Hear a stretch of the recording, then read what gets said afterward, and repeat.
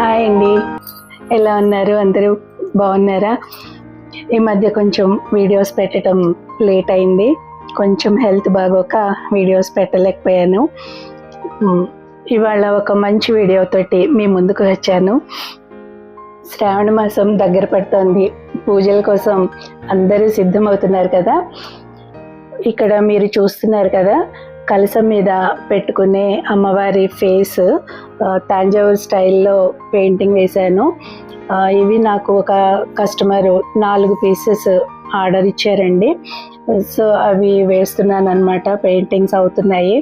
ఇదిగో ఒకటి అయితే కంప్లీట్ అయింది, ఇంకొకటి వేస్తున్నాను. ఇలాగా మీకు చూపిద్దామని చెప్పి ఈ వీడియో చేస్తున్నాను.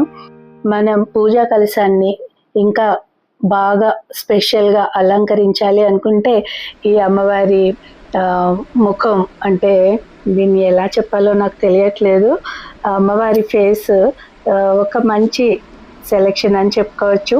శ్రావణ మాసం పూజలు, వరలక్ష్మి వ్రతం, బోనాలు, నవరాత్రులు, ఇలా ఏ పండుగకైనా మనం కలసం పెట్టుకుంటాం కదా.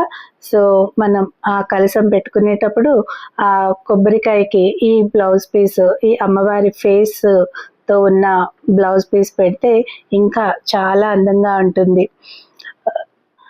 ఇది తాంజావూర్ స్టైల్లో వేసిన పెయింటింగ్ అండి.